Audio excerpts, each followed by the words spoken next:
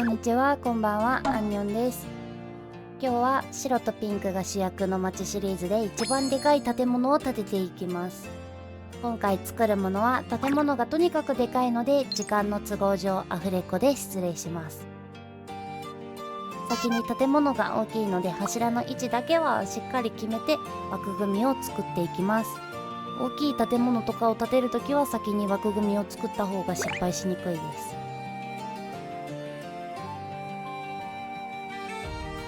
柱ができたら屋根を張っていくんですが、面積がでかいのでちょっと虚無になりながらブロックを置いてました。いい屋根とかね、建物とか建てるときってやっぱブロック並べるのがこの作業が一番苦痛かもしれないです。今日のテーマは大聖堂。柱の形が十字架になっているんですが、実は参考にさせていただいている建物がありまして、ニューヨーク市のマンハッタンにあるセント・パトリック大聖堂をモチーフにしています。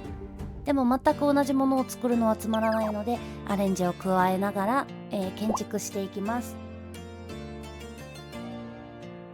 ずっと三角の尖らせてる屋根ばっかが続いてたらつまらないので、先頭はドーム状の屋根にしています。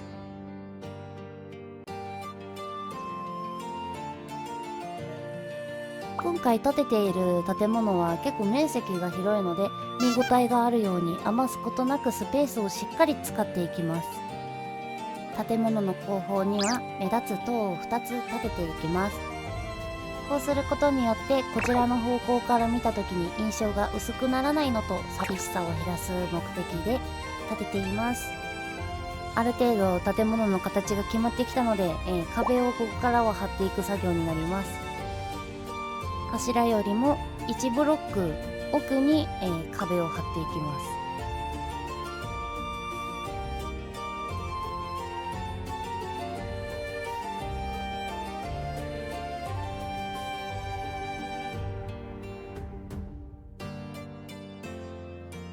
す。今見てもらっている部分には大きなバラ窓を作っていきます。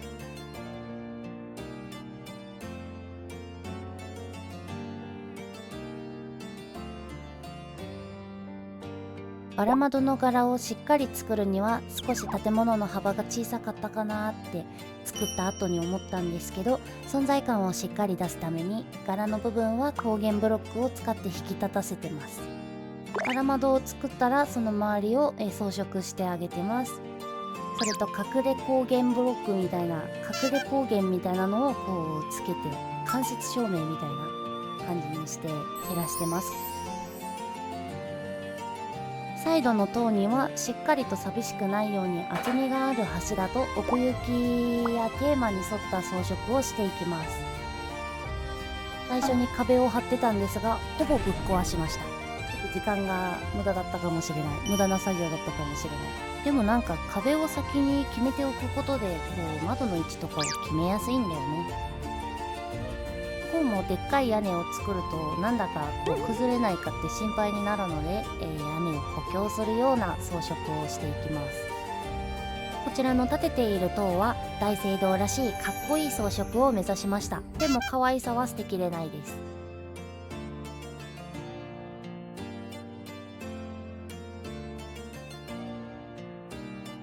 光源ブロックを真ん中に、その周りをガラスブロックで囲うことによって少し浮いた不思議な装飾の出来上がり。こう見るとちょっとファンタジー感が増すからいいかなと思いました。バラ窓の上は十字架にちょっと羽が生えてたら可愛くておしゃれかなと思ったのでハーフブロックをうまく使ってちょっと羽を表現しました。塔の屋根の部分が寂しくならないようにしっかりと白色のブロックを足してます。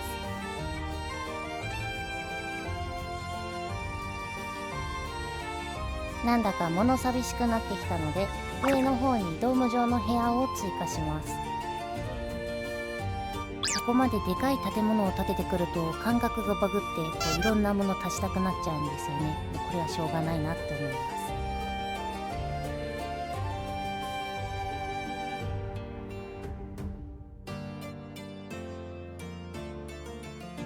こここまでは色が可愛いというだけで装飾がずっとかっこいい続きだったので、ちょっと可愛さを足すためにサイドの壁の装飾は丸みを足してます。かっこよくするときは三角、可愛くしたいときは丸っていうイメージを持ってます。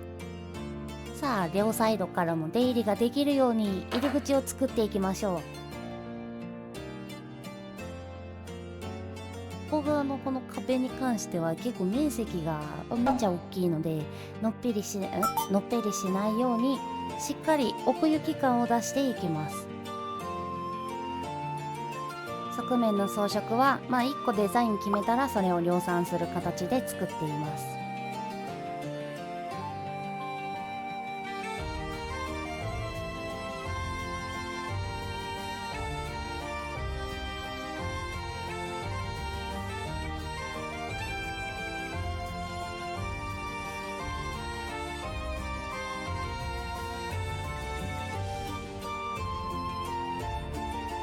屋根の細かい装飾は上から見た時形が崩れないように装飾は控えめに、でも印象が薄くならないようにバランスを見ながら、ちょっとこう枠を縁をしっかり作っていきます。縁取りをちゃんとすることによって遠くから見た時のシルエットが薄くならないです。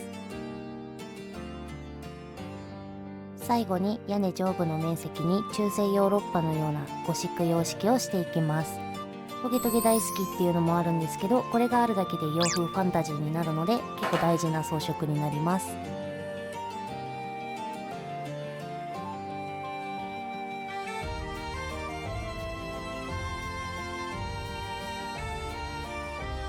あとは残りの装飾をして完成をお楽しみに。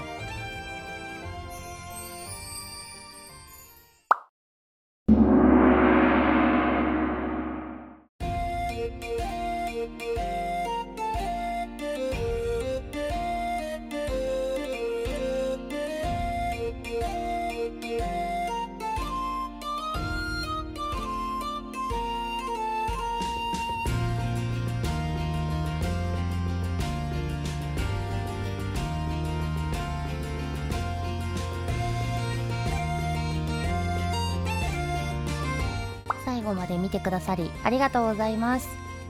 今回の建築良かったよって思ったら、ぜひグッドボタン、チャンネル登録よろしくお願いします。